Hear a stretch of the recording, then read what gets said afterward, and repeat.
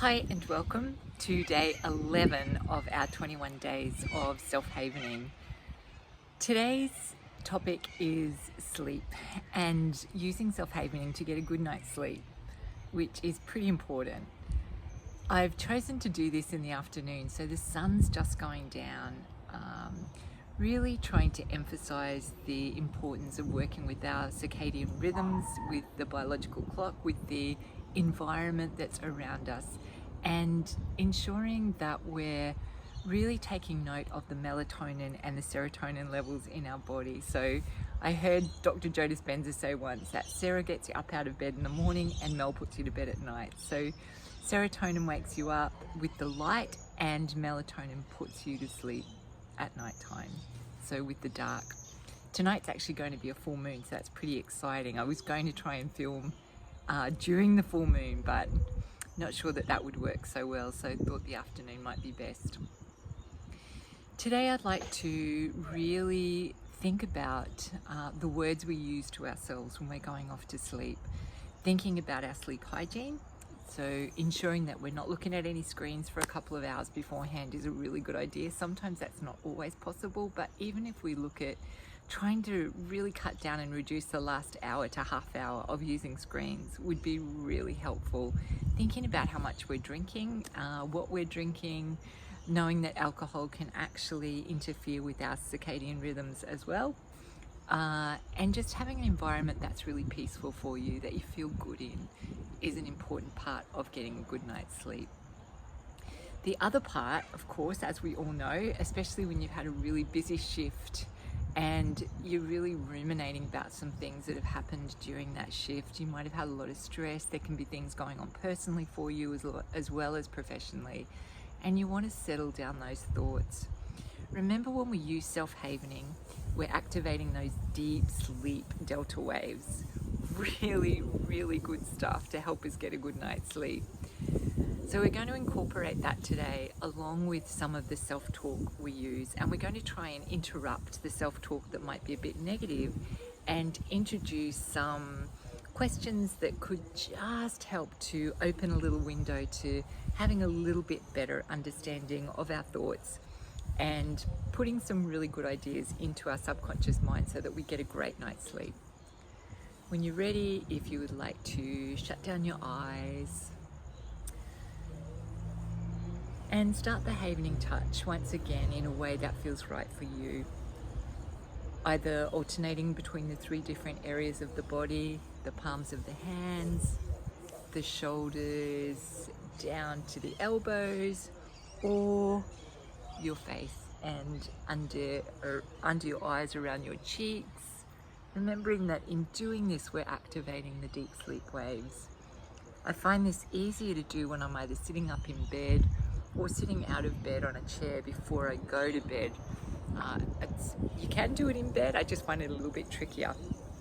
One of the things you can do is just rub your palms on your thighs if you're lying in bed at night and you're having trouble getting to sleep. Just do that, and even that can help because you're activating those same delta waves. Once you're in a state when you're started your havening and your eyes are shut down, take a nice deep breath in through your nose. Hold it for a moment and out through your mouth. Do this one more time, in through your nose and out through your mouth. Knowing that our breath can be really powerful in helping to turn off the thoughts, switch off that sympathetic nervous system and activate our parasympathetic nervous system.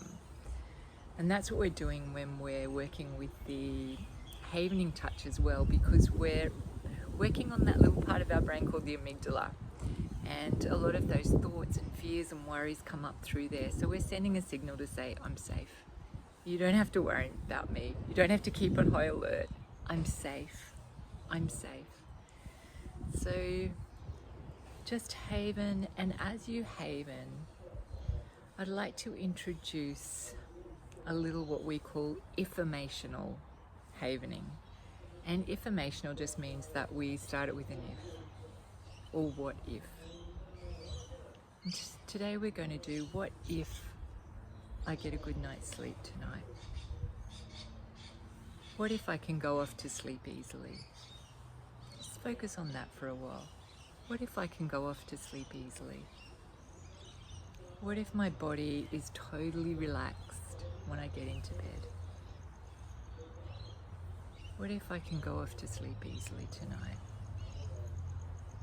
What if I stay asleep throughout the night and wake feeling rested in the morning?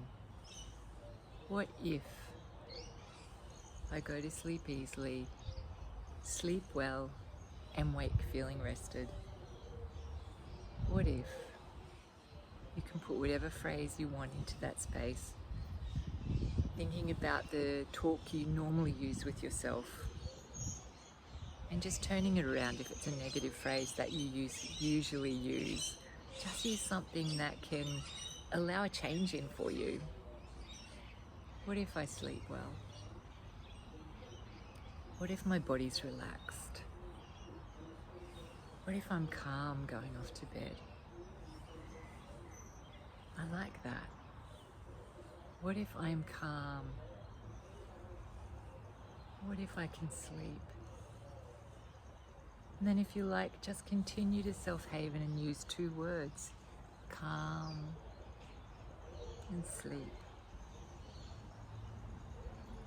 Calm and sleep. Calm, sleep. Calm and sleep. Continue to self-haven until you really feel that within your body, within every cell of your body. Your body starts to feel heavy. You feel relaxed. And you know you can sleep well.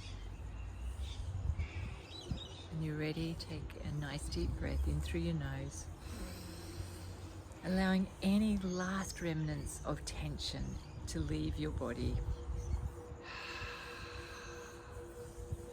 One more in-breath. And letting go of anything that prevents a good night's sleep on the out-breath. When you're ready, stop havening. Bring yourself back to the present moment, to your environment. Go and tuck yourself under those blankets and have the best night's sleep ever. I look forward to seeing you tomorrow for day 12. Sweet dreams, and in love and gratitude. Bye for now.